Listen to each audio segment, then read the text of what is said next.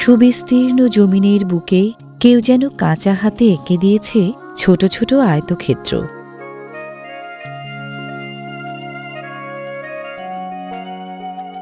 অগভীর আবদ্ধ জলে পূর্ণ এই ক্ষেত্রসমূহ মহেশখালীর লবণ চাষের মাঠ। বাংলাদেশের প্রধান লবণ উৎপাদনকারী অঞ্চলের মধ্যে কক্সবাজারের মহেশখালী অন্যতম।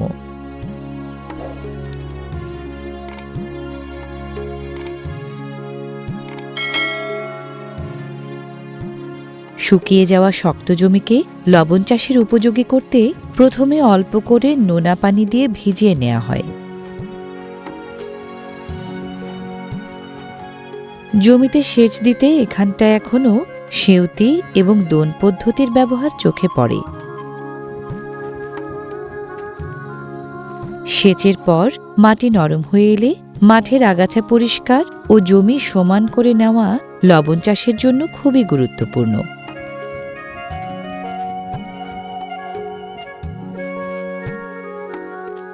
লবণ চাষের ক্ষেত্রভূমি বা সল্ট বেড অর্থাৎ লবণ মাঠ তৈরির প্রক্রিয়া বেশ চমৎকার।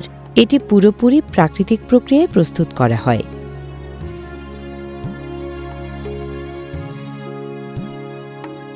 কোদাল বা মই দিয়ে মোটামুটি সমান করে নেওয়ার পর জমিতে রোলার চালানো হয়। এ সময় জমিতে সামান্য নোনা পানি রাখা হয় যেন মাটি নমনীয় থাকে। লবণের মাঠে রোলার চালানো জমি প্রস্তুত করার সবচেয়ে গুরুত্বপূর্ণ ও চূড়ান্ত ধাপগুলোর একটি।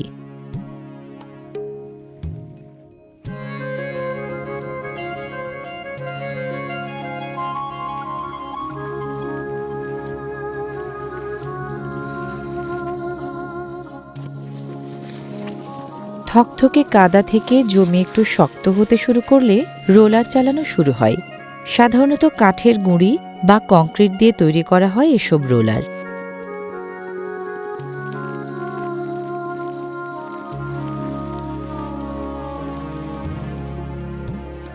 প্রায় শুকিয়ে যাওয়া নরম মাটিতে শেষবারের মতো রোলার চালিয়ে চূড়ান্ত করা হয়।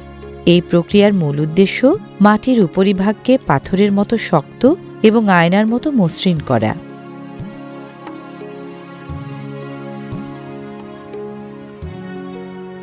শুকিয়ে যাওয়া মসৃণ ও শক্ত জমিনের বুকে এখন পলিথিন বিছিয়ে দেওয়ার পালা।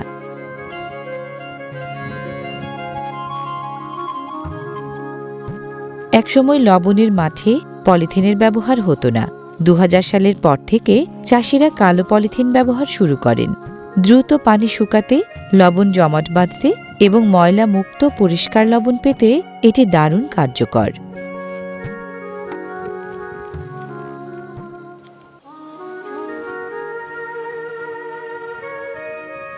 খোলা সমুদ্র থেকে খালের মাধ্যমে জোয়ারের পানি জমিয়ে রাখা হয় লবণ ক্ষেতের কাছাকাছি নির্দিষ্ট জলাশয়ে। জলাশয়ে পানি স্থির থাকায় বালু কাদা থিতিয়ে গিয়ে পানি খানিকটা পরিষ্কার হয়ে ওঠে। ভাটায় পানি নেমে গেলে স্লুইস গেটের মাধ্যমে আটকে রাখা পানি প্রয়োজন মতো লবণ মাঠে অর্থাৎ লবণ ক্ষেতে ব্যবহার করা হয়। লবণের ক্ষেতের পাশ দিয়ে সরু খাল তৈরি করা হয়। একে স্থানীয় ভাষায় বলা হয় ড্রেন বা পাইন। খালগুলো লবণ চাষের পুরো প্রক্রিয়াকে বেশ সহজ করে তোলে।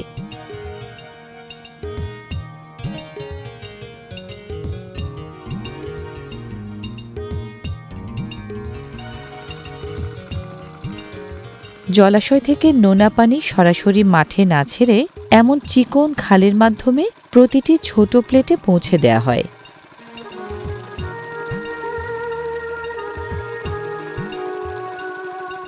জোয়ারের পানি সরাসরি ক্ষেতে ছেড়ে দিয়ে খালগুলো ড্রেনেজ সিস্টেম হিসেবে কাজ করে।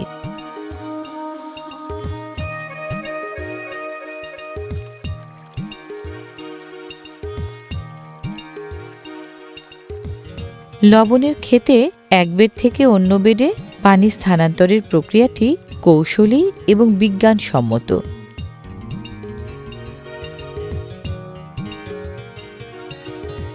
লবণ চাষিরা একে পর্যায়ক্রমিক পানি বদল বা পানি ধাপ পদ্ধতি বলে থাকেন।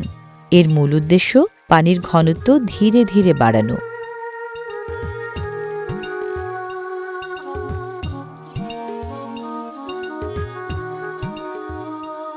পানি যত বেশি সময় রোদে স্থির থাকবে তত বেশি সোডিয়াম ক্লোরাইড বা লবণের দানা তৈরি হবে। প্রথম জমির পানি কিছুটা ঘন হলে তা পরবর্তী জমিতে পাঠানো হয়, যাকে স্থানীয়রা পাকানি বলে। সব শেষে অপেক্ষাকৃত ঘন ও স্বচ্ছ নোনা পানি পলিথিন বিছানো ছোট বেডে নেওয়া হয়।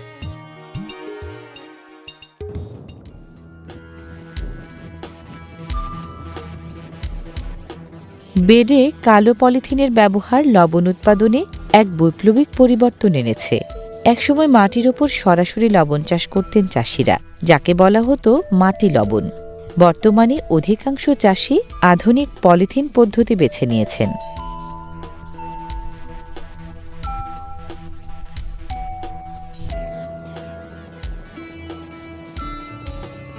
কালো পলিথিন বিছানো থাকলে তা সূর্যের বিকিরণ গ্রহণ করে নিচের পানিকে তাড়াতাড়ি উত্তপ্ত করে। এতে পানি দ্রুত বাষ্পীভূত হয় বলে লবণ জমতেও সময় কম লাগে।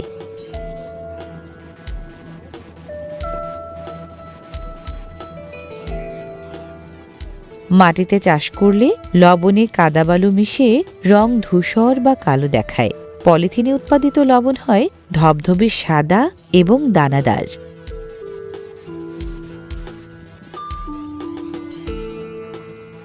পানি যখন অতিরিক্ত ঘন হয়ে যায় তখন এর উপরিভাগে ছোট ছোট লবণের কণা ভাসতে দেখা যায়। একে লবণের ফুল নামে চেনেন স্থানীয়রা।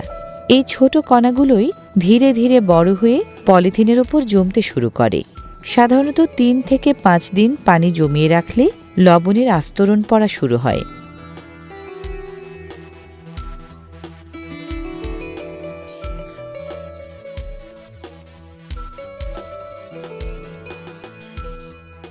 পলিথিনের উপরিভাগ মসৃণ হওয়ায় লবণের দানাগুলো সুন্দর এবং সমানভাবে বিন্যস্ত হতে পারে। দানাগুলো সাধারণত ঘনক আকৃতির হয়। পলিথিনের উপর এগুলো একে অপরের সাথে লেগে একটি শক্ত স্তরের মতো তৈরি করে।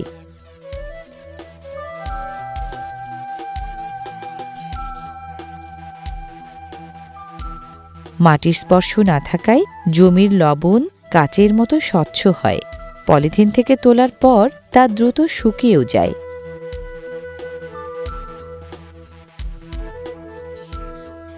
লবণ জমার প্রক্রিয়াটি যখন শুরু হয় তখন পানির ওপরের স্তরে লবণের পাতলা একটি আস্তরণ পড়ে।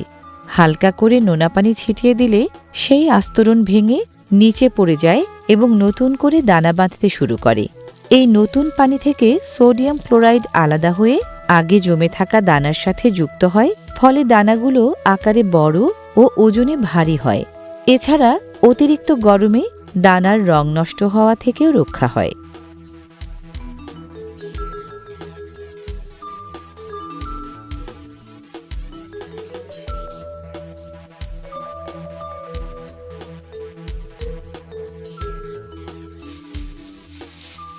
পলিথিন বিছানো বেডে লবণ যখন ১ থেকে ১.৫ ইঞ্চি পুরু হয়ে জমাট বাঁধে তখন তা দ্রুত সংগ্রহ করতে শুরু করেন কৃষকরা।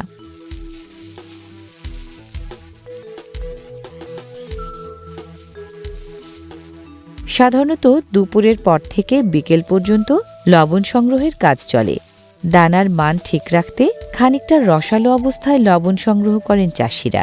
এতে লবণ এক স্থানে জড়ো করতে সুবিধা হয়।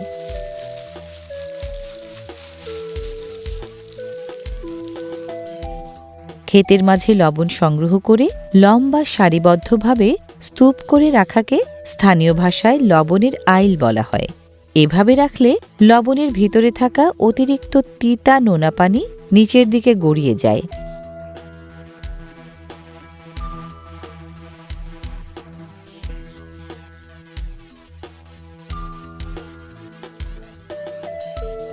কখনো খালি হাতে আবার কখনো কাঠ বা বোর্ডের খুরুনির মাধ্যমে আইল করা লবণ জড়ো করে ঢিপি বানান চাষিরা। কয়েক ঘন্টা বা এক রাত এভাবে রেখে দিলে লবণের দানাগুলো একে অপরের সাথে লেগে শক্ত হয়ে ঝরঝরে দানাদার লবণে পরিণত হয়।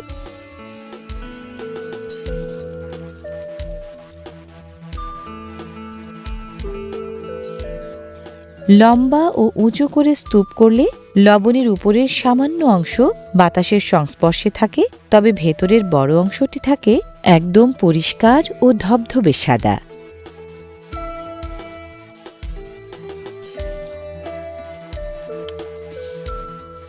পানি কিছুটা ঝরে গেলে শ্রমিকরা তা দাইন বা বাঁশের ঝুড়িতে ভরে বহন করেন। লবণ চাষের অবিচ্ছেদ্য অংশ এই দাইন। এটি সাধারণত ঝুড়ির চেয়ে অনেক বেশি মজবুত এবং দীর্ঘস্থায়ীভাবে তৈরি করা হয়। একবারে ৫০ থেকে ৬০ কেজি ভেজা লবণের ভার সহ্য করতে পারে এই দাইন।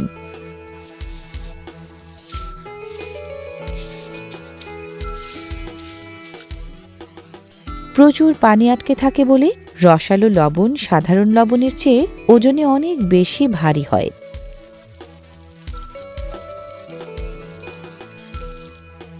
বেড থেকে দাইনে করে লবণ বয়ে নিয়ে ক্ষেতের একপাশে স্তূপ করে রাখার এই দৃশ্যটি উপকূলীয় লবণ চাষের সবচেয়ে প্রাণবন্ত মুহূর্ত।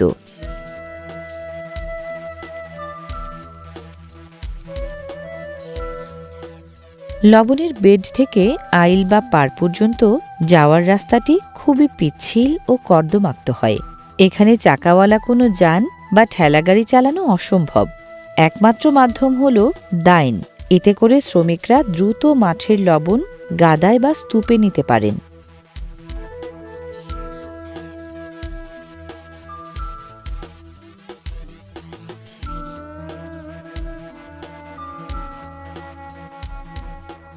স্তূপ করার প্রক্রিয়াটি কেবল লবণ জমা করে রাখাই নয়, বরং এটি লবণের গুণগত মান বৃদ্ধির একটি প্রাকৃতিক উপায়। এসব স্তূপ পয়েন্ট থেকে নিয়ে ট্রাক বা নৌকায় লোড করা হয় লবণ। পয়েন্টগুলো লবণতলা নামে খ্যাত।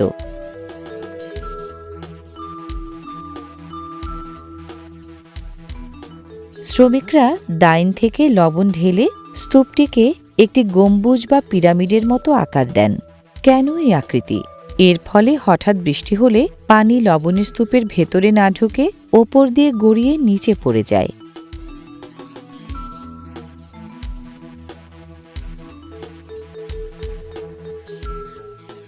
লবণ ক্ষেতের শ্রমিকদের জীবন যেমন কঠোর, তাদের খাবারের অভ্যাসও তেমনি সাদামাটা কিন্তু সংগ্রামের গল্পে ঘেরা।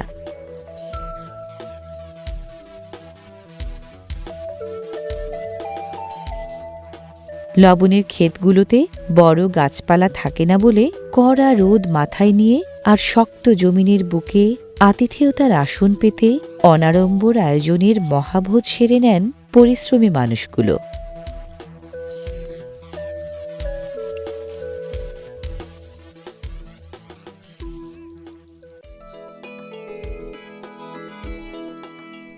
মাঠে উৎপাদিত লবণ মাপার প্রক্রিয়াটি বেশ বৈচিত্র্যময়।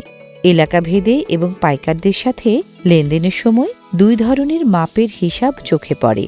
একটি হল প্রচলিত কেজি বা মন হিসেবে মাপ পদ্ধতি এবং অন্যটি হল ঝুড়ি বা দাইন পদ্ধতি। কাঠি পদ্ধতি দাইনে লবণ বহনের হিসাব রাখার প্রাচীন লোকজ হিসাব পদ্ধতি। উপকূলীয় লবণ মাঠে এখনও এটি ব্যাপক প্রচলিত। দাইনে করে লবণ নিয়ে পিচ্ছিল আইল ধরে নৌকায় তোলা পর্যন্ত পুরো প্রক্রিয়াটি বেশ ঝুঁকিপূর্ণ। শ্রমিকেরা ৪০ থেকে ৬০ কেজি ওজনের লবণের দাইন নিয়ে এই সরু পথ দিয়ে দ্রুততার সাথে যাতায়াত করেন।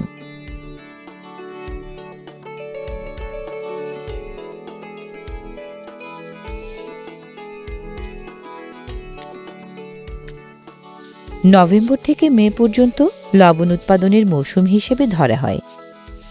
এই কয়েক মাসে স্থায়ী শ্রমিকের পাশাপাশি প্রচুর মৌসুমী শ্রমিকের দেখাও মেলে।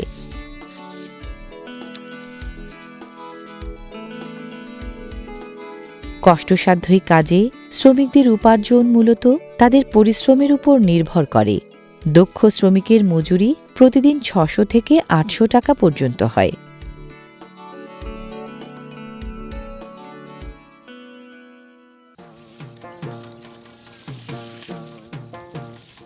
মাঠের ভেতরের নালা বা খাল দিয়ে ছোট ছোট নৌকায় লবণ পরিবহন অত্যন্ত বুদ্ধিদীপ্ত ও সাশ্রয়ী একটি পদ্ধতি। মহেশখালীর মতো নিচু এলাকার মাঠগুলোয় যেখানে রাস্তাঘাট কম, সেখানে ছোট নৌকাই প্রধান ট্রান্সপোর্ট হিসেবে কাজ করে।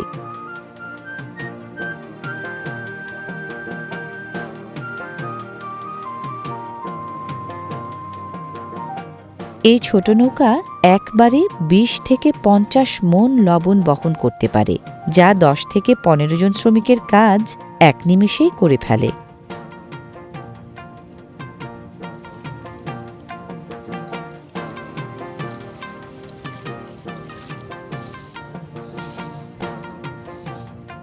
মহেশখালীতে উৎপাদিত কাঁচা লবণ নৌপথে দেশের বিভিন্ন প্রান্তের লবণ মিল বা পরিশোধনাগারগুলোতে পাঠানো হয়।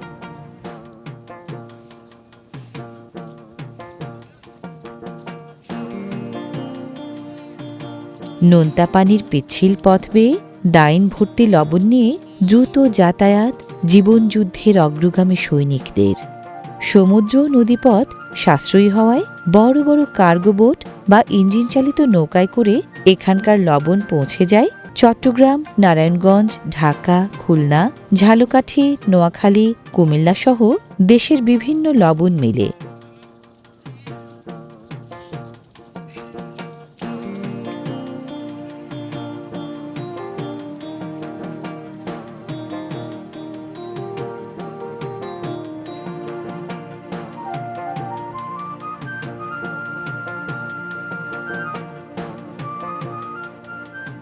বেলা গড়ালে লবণ শ্রমিকেরা হালকা পাতলা নাস্তা খাওয়া ও আড্ডার ছলে নিজেদেরকে একটু ঝালিয়ে নেন।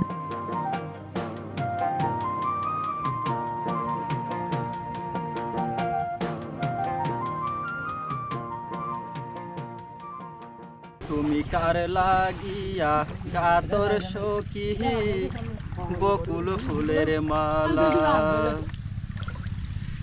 নিশিরাতে কুঞ্জ বনে, নিশিরাতে কুঞ্জ বনে আসবে কি শ্যাম কালারে, তুমি কার লাগিয়া, তুমি কার লাগিয়া গাতর সখী বকুল ফুলের মালা।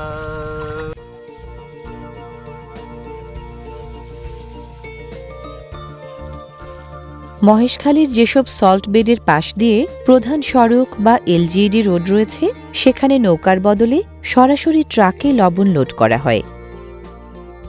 কাঠের তক্তার অস্থায়ী সিঁড়ির ওপর দিয়ে হেঁটে শ্রমিকরা সরাসরি ট্রাকের ভেতরে লবণ ঢেলে দিতে পারেন।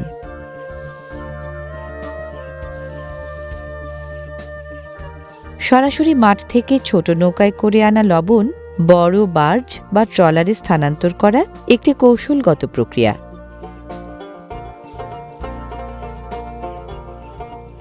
মহেশখালীর বাঁকখালী নদী, মাতারবাড়ি চ্যানেল বা উপকূলীয় মোহনাগুলোতে এই দৃশ্য সবচেয়ে বেশি চোখে পড়ে। একে স্থানীয় ভাষায় লবণ পাল্টানো বা জাহাজ লোডিং বলা হয়। বার্জগুলো সাধারণত নদীর কিনারার একদম কাছে ভেড়ানো থাকে। তাতে ওঠানামার জন্য থাকে একটি লম্বা মজবুত কাঠের তক্তা।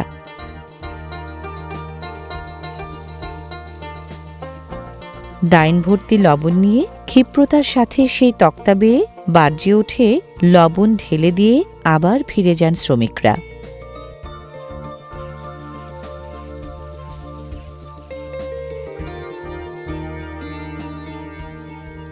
লবণ শ্রমিকদের জীবন নোনা জল আর তপ্ত রোদে গড়া এক অদম্য লড়াইয়ের মহাকাব্য। ইতিহাসের পাতায় স্থান না হলেও এদের হাতের ছোঁয়ায় উৎপাদিত প্রতিটি স্ফটিক আমাদের মনে করিয়ে দেয় শ্রমের চেয়ে পবিত্র এবং লবণের চেয়ে প্রয়োজনীয় আর কিছুই নেই।